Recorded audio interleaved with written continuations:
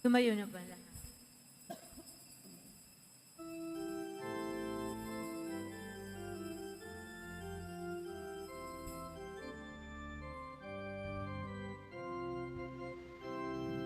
Purihin natin ang Diyos. Purihin natin ang Diyos. Kabutihan niya ay hindi masusukat, kaya't magbunyi ang lahat. Pag-ibig niya ay wagas, pag-asa natin at lakas. Pagpapala niya ay laging bumubuhos. Purihin natin ang Diyos. Sa ngalan ng Ama at ng Anak at ng Espiritu Santo, Amen. sumainyo ang Panginoon. At sumairi. Mga kapatid kay Kristo at mga kadiboto, muli tayo po ay tinipon ng ating Nuestro Padre bilang kaanib ng angka ng Diyos. Tinipon niya ang bawat isa sa atin sapagkat mahal niya tayo. Kaya dumulog po tayo sa ating maawaing Panginoon na nagpapatawad ng lubos. Inaamin ko sa makapangyarihang Diyos At sa inyo, mga kapatid, na lubha akong nagkasala sa isip, sa salita, sa gawa, at sa aking pagkukulang. Kaya isinasamo ko sa mahal na Birheng Maria, sa lahat ng mga anghel at mga banal, at sa inyo, mga kapatid, na ako'y panalangin sa Panginoong ating Diyos. Kaawaan tayo ng makapangyarihang Diyos. Patawarin tayo sa ating mga kasalanan at patnubayan tayo sa buhay na walang hanggan. Amen. Panginoon, kaawaan mo kami. Panginoon, kaawaan mo kami. Kristo, kaawaan mo kami. Kristo, kaawaan mo kami. Panginoon, kaawaan mo kami. Panginoon, kaawaan mo kami. Manalangin tayo. Ama naming makapangyarihan, lingid sa aming paningin ang mga inihanda mo para sa mga nagmamahal sa iyo. Padaluyin mo sa amin ang agos ng iyong pag-ibig upang sa pagmamahal namin sa iyo, nang higit ay makamtan namin ang iyong mga pangakong hindi malirip na hindi pa sumasagi sa isip namin o panaginip. Iniluluhog namin ito sa pamamagitan ni Kristo kasama ng Espiritu Santo magpa sa walang hanggan. Amen. Magsipo muna tayo.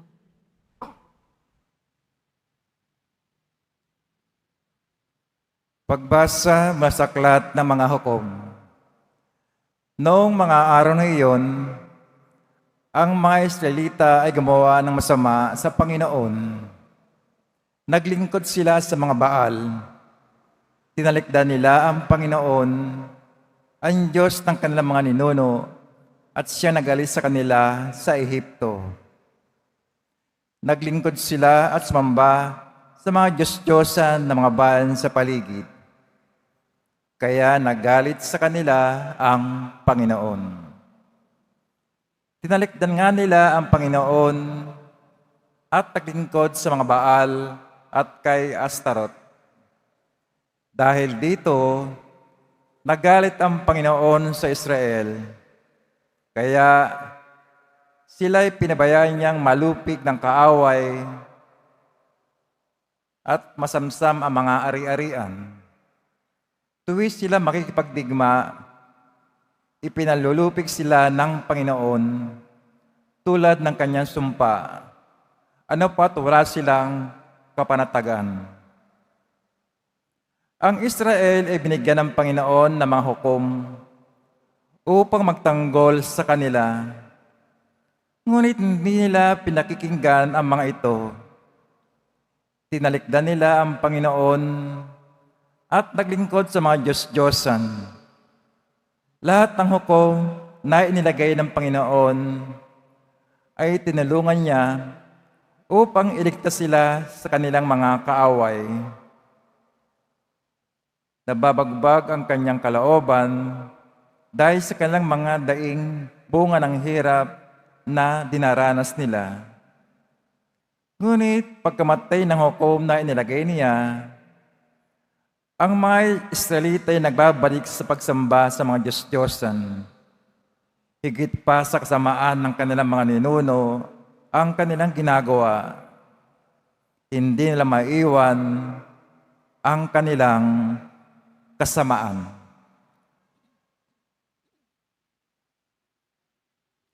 Ang salita ng Diyos. Salamat sa Diyos.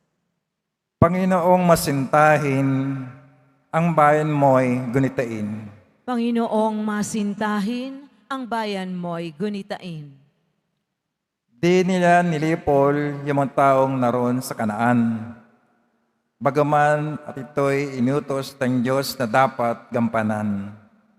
Sa halip na sundin ang utos ng Diyos, bagkos nakisama at maling gawain ng mga pagano ang sinunod nila.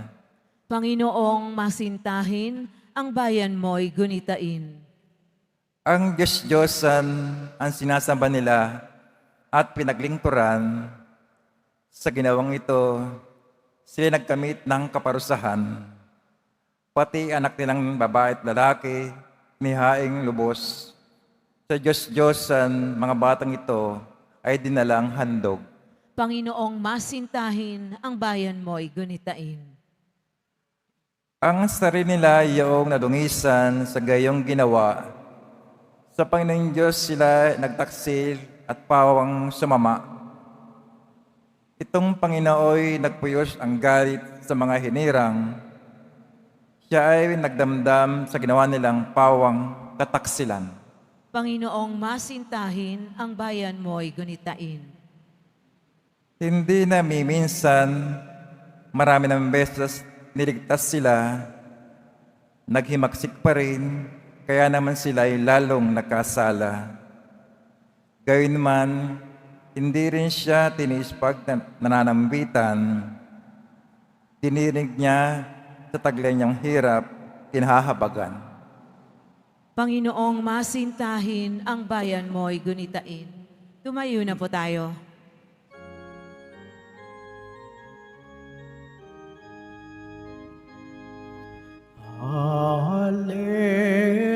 Hallelujah, hallelujah,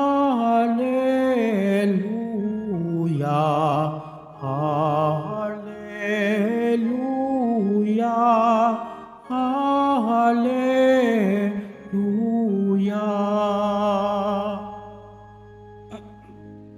Mapalad ang mga dukha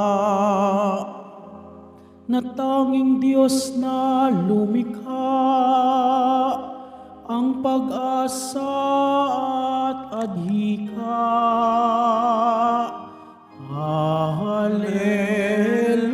Hallelujah, hallelujah, hallelujah, hallelujah.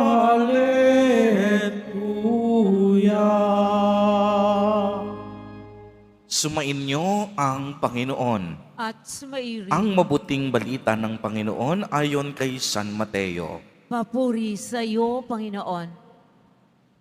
Noong panahong iyon, may isang lalaking lumapit kay Jesus at nagtanong, Guro, ano pong kabutihan ang kailangan kong gawin upang magkamit ng buhay na walang hanggan? Sumagot si Jesus, Bakit mo ako tinatanong kung ano ang mabuti? Iisa lamang ang mabuti. Kung ibig mong magkamit ng buhay, sundin mo ang mga utos. Alin-alin po? Tunong niya. Sumagot si Jesus, Huwag kang papatay, huwag kang mangangalunya, huwag kang magnanakaw, huwag kang magsisinungaling sa iyong pagsaksi.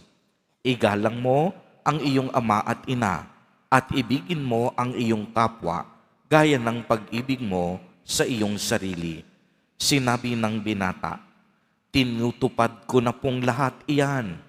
Ano pa po ang dapat kong gawin? Kung ibig mong maging ganap, humayo ka, ipagbili mo ang iyong ari-arian at ipamahagi sa mga dukha ang pinagbilhan.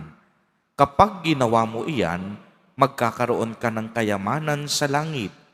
Pagkatapos, bumalik ka at sumunod sa akin. Sagot ni Jesus.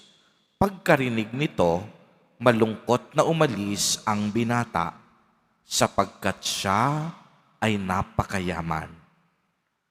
Ang mabuting balita ng Panginoon. Pinupuri ka namin, Panginoong Heso Kristo. Magsiupo ang lahat. Magandang umaga po sa inyong lahat, mga kapatid kay Kristo.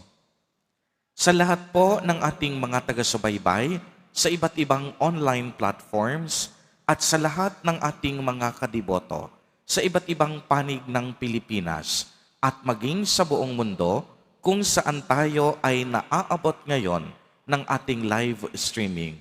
Mapayapang umaga din po sa inyong lahat. Purihin at dakilain natin ang ating Panginoon, ang mahal na poong Jesus Nazareno.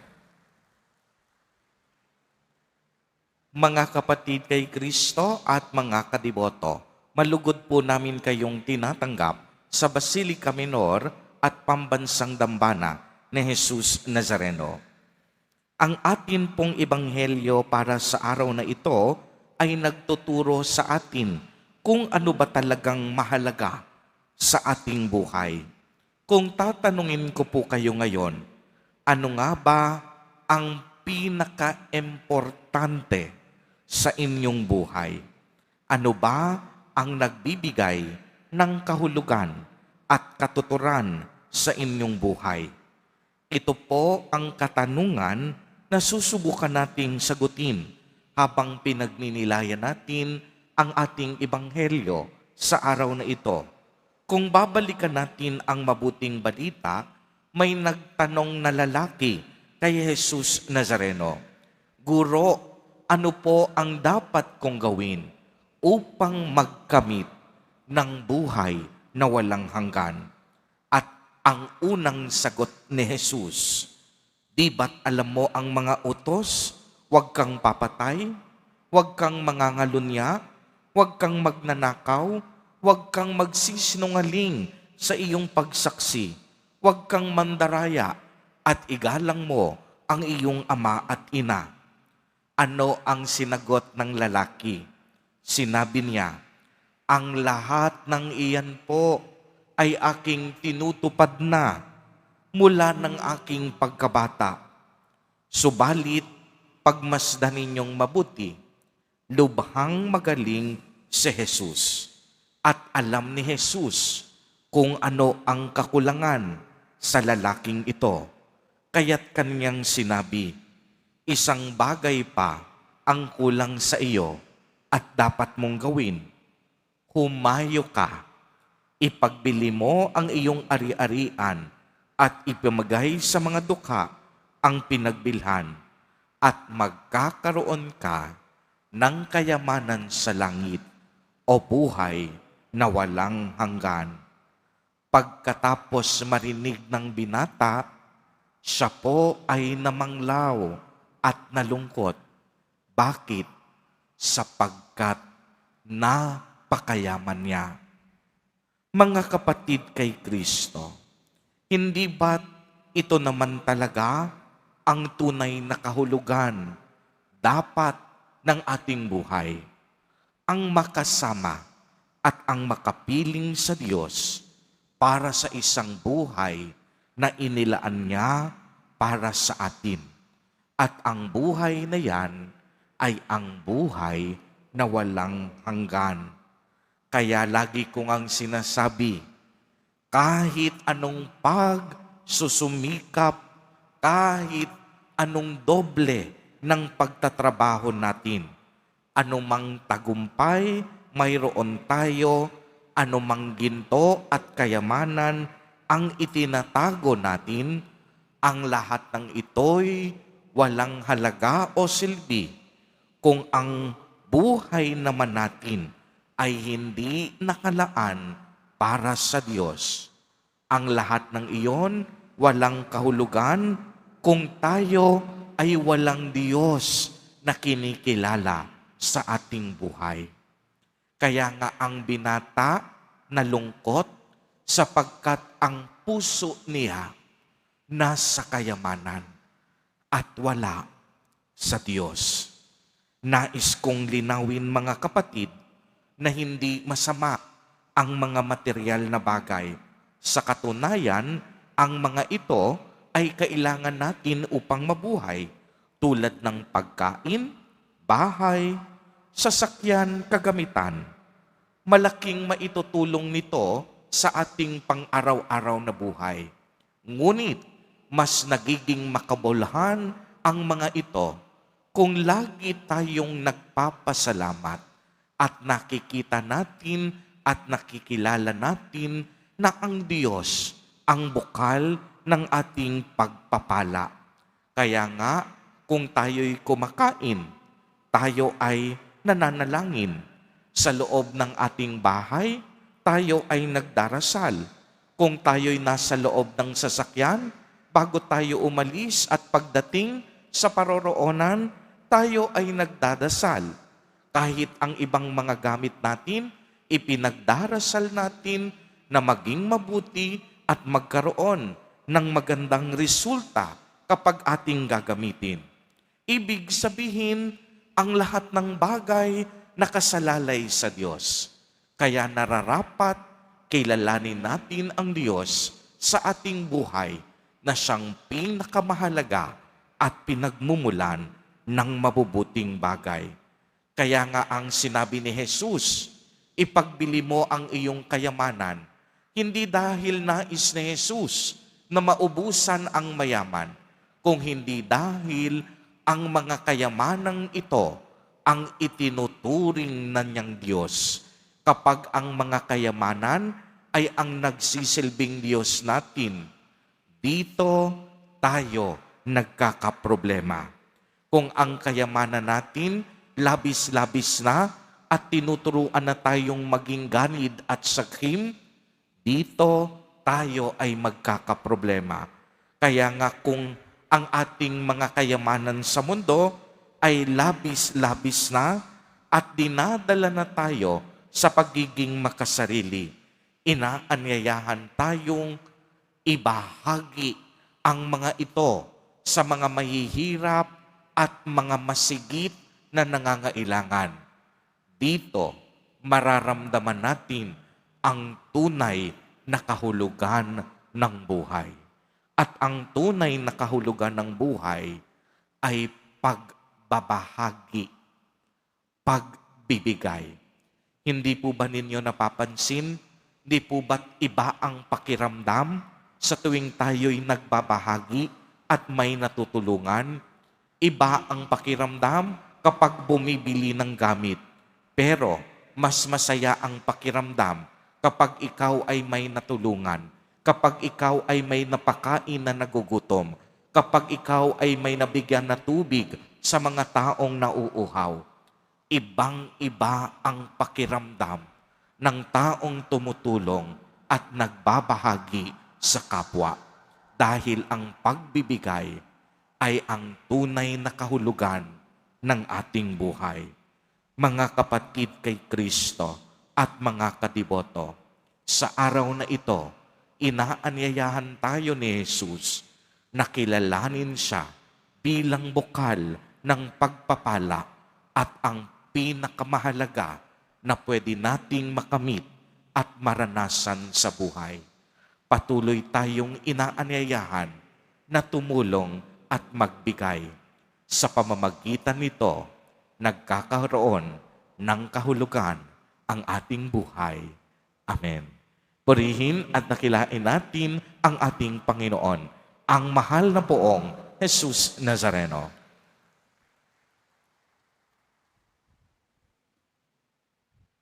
Tumayo na po ang lahat.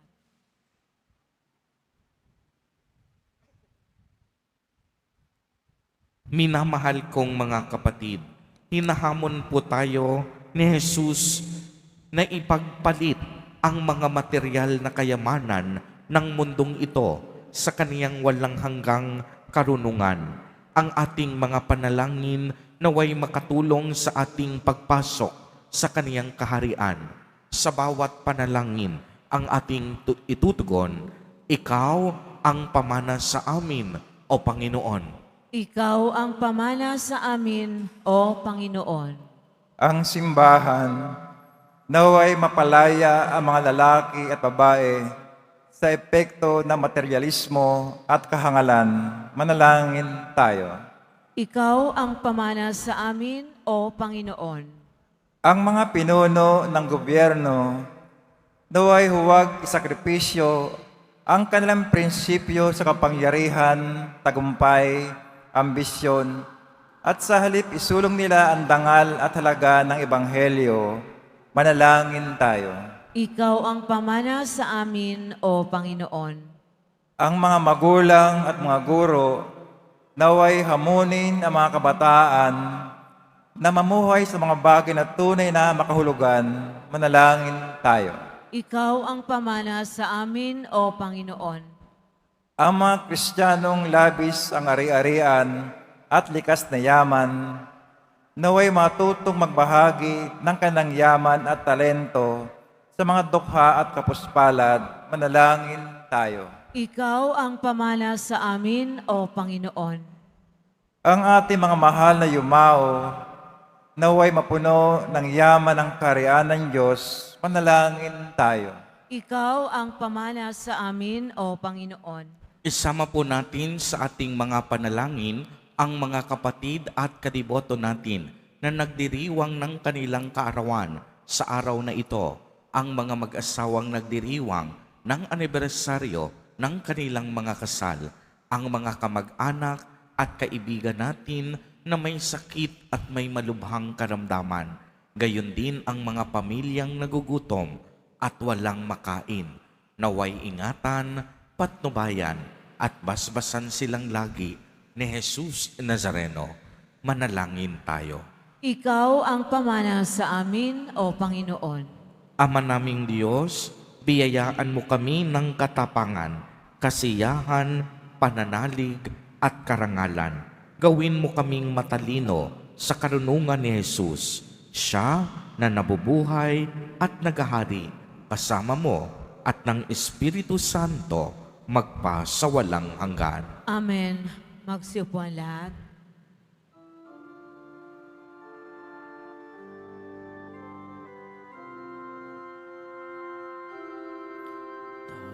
Tanggapin ninyo, O Diyos naming Ama, nakayanan naming alay sa inyo. Galing din po sa inyo mga biyaya na ito, tinapay at alak mula sa aming ani. Inyo po nawa itong ikaligaya. Kung mamarapatin po sila'y inyong gawin. Katawan at dugo ng inyong anak, minamahal naming Jesus. Minamahal naming Jesus. Tumayo po ang lahat. Manalangin kayo mga kapatid upang ang paghahain natin ay kalugdan ng Diyos amang makapangyarihan. Tanggapin nawa ng Panginoon itong paghahain sa iyong mga kamay sa kapurihan niya at karangalan sa ating kapakinabangan at sa buong sambayanan niyang banal. Ama naming lumikha, tanggapin mo ang mga alay upang maganap ang pagpapalitan ng iyong kaloob at ng aming handog sa aming paghahain na iyo na ring ibinigay para kami maging marapat na iyong paunlakan sa pamamagitan ni Hesukristo kasama ng Espiritu Santo magpa sa walang hanggan. Amen. Sumainyo ang Panginoon. At sumairi. Itaas sa Diyos ang inyong puso at diwa. Itinaas na namin sa Panginoon. Pasalamatan natin ang Panginoong ating Diyos. Marapat na siya ay pasalamatan. Ama naming makapangyarihan, Tunay ngang marapat na ikaw ay aming pasalamatan. Pinagbibigyan mong ito'y aming maihayag, kahit na ito'y walang anumang maidaragdag. Sa kadakilaang sa iyo ay likas. Sa pagpupuri nami ang nakikinabang, ay kami rin iyong pinakikiharapan sa pamamagitan ng iyong anak na minamahal. Kaya kaisa ng mga anghel na nagsisiawit ng papuri sa iyo, nang walang humpay sa kalangitan, kami nagbubunyi sa iyong kadakilaan. Santo, Santo, Santo, Panginoong Diyos na mga hukbo, napupuno ang langit at lupa ng kadakilaan mo, o sana sa kaitaasan. Pinagpalang na paririto sa ngalan ng Panginoon, o sana sa kaitaasan. Lumuhod po ang lahat. Ama naming banal, ikaw ang bukal ng tanang kabanalan. Kaya't sa pamamagitan ng iyong Espiritu ay gawin mo pong banal ang mga kaloob na ito upang para sa amin ay maging katawan at dugo ng aming Panginoong Hesukristo. Bago niya pinagtiis ang kusang loob na maging handog, hinawakan niya ang tinapay, pinasalamatan kaniya, pinagati-hati niya iyon, iniabot sa kaniyang mga alagad at sinabi, "Tanggapin ninyong lahat ito at kanin. Ito ang aking katawan na ihahandog para sa inyo."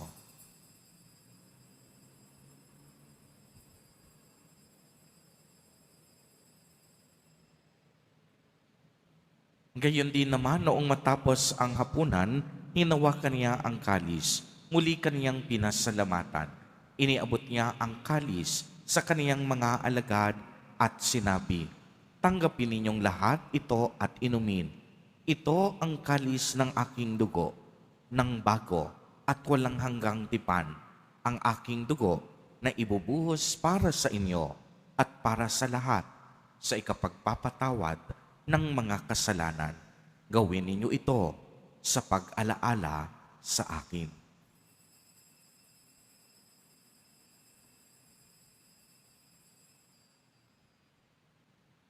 Tumayo na po tayo. Ang misteryo ng pananampalataya. Si Kristo ay namatay, si Kristo ay nabuhay, si Kristo ay babalik sa wakas ng panahon. Ama, ginagawa po namin ngayon ang pag-alaala sa pagkamatay at muling pagkabuhay ng iyong anak. Kaya't iniaalay namin sa iyo ang tinapay na nagbibigay buhay at ang kalis na nagkakaloob ng kaligtasan. Kami po'y nagpapasalamat dahil kami iyong minarapat na tumayo sa harap mo para maglingkod sa iyo. Isinasamo namin na kaming magsasalo-salo sa katawan at dugo ni Kristo ay mabuklod sa pagkakaisa sa pamamagitan ng Espiritu Santo. Ama, lingapin mo ang iyong simbahang laganap sa buong daigdig. Puspusin mo kami sa pag-ibig kay isa ni Leon na aming Papa at ni Jose na aming Obispo at ng Tanang Kaparian. Alalahanin mo rin ang mga kapatid na ay nang may pag-asang sila'y muling mapubuhay, gayon din ang lahat ng mga pumanaw. Kaawaan mo po sila at patuloyin sa iyong kaliwanagan.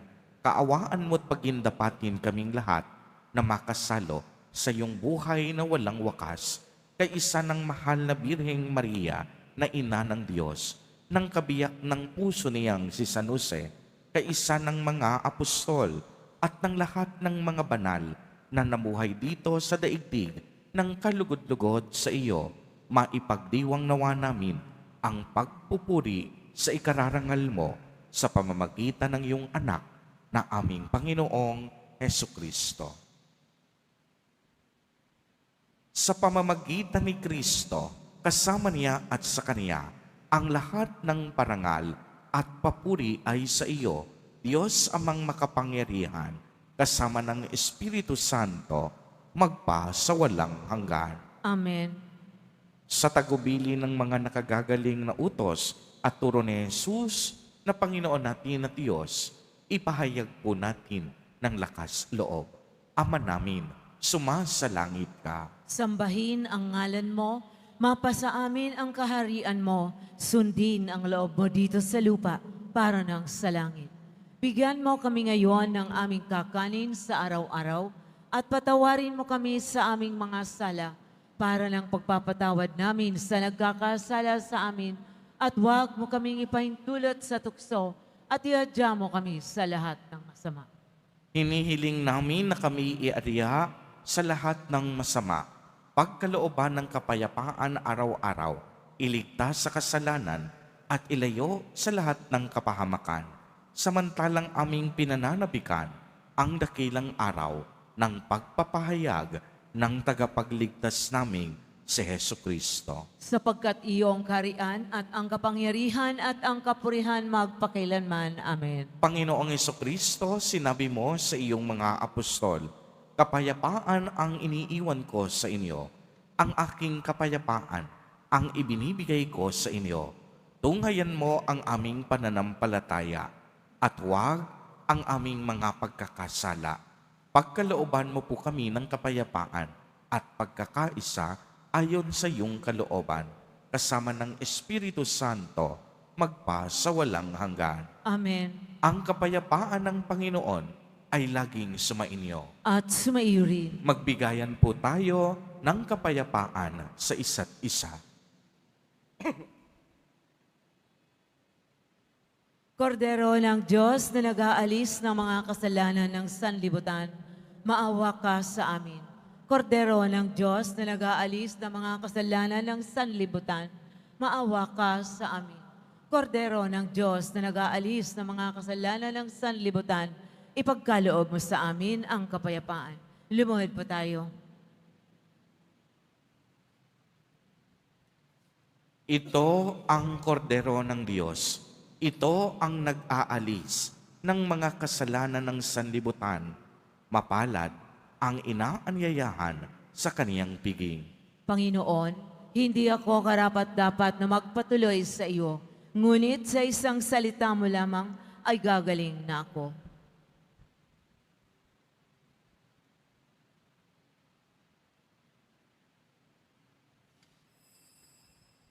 Para sa lahat ng tatanggap ng banal na komunyon, sasagot po tayo ng amen pagkasabi ng pari o ng lay minister ng katawan ni Kristo at isubo agad sa bibig bago umalis sa harapan ng pari o lay minister. Sumunod po tayo.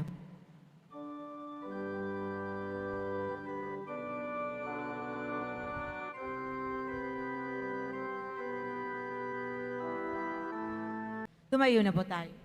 Manalangin tayo. Ama naming mapagmahal, sa banal na pakikinabang, si Kristo ay aming pinagsaluhan. Hinihiling namin kami maging katulad niya sa langit, pakundangan sa kaniyang pagiging aming kaparis, bilang tagapamagitan, kasama ng Espiritu Santo, magpa sa walang hanggan. Amen. Sumainyo ang Panginoon. At sumayuri. Mahal na poong Jesus Nazareno, inihayag mo sa pamamagitan ng krus ang walang maliw na pag-ibig ng Diyos sa sangkatauhan. Pakinggan mo ang kahilingan, lalo na para sa mga nangangailangan ng iyong tulong at awa. Makamtanawa namin ang iyong kasagutan na may utang na loob na tinatanaw. Basbasan din po ninyo itong mga imahen at dasalan upang lalo kaming manalangin at magtiwala. Sa pamamagitan ng bendisyon na ito, naway lalo kaming maging mapaglingkod, masunurin at tapat sa iyo na aming maluwalhating Panginoon, magpa sa walang hanggan. Amen. At pagpalain po kayong lahat at ng inyong buong pamilya ng makapangyarihang Diyos, Ama, Anak, at Espiritu Santo. Amen. Umayo kayong taglay ang pag-ibig at kapayapaan ng poong Jesus Nazareno. Salamat sa Diyos.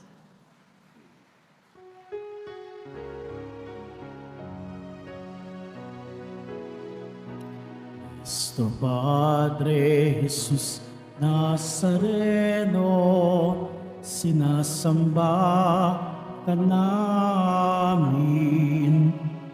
pinipintuho ka namin, aral mo ang at kaligtasan.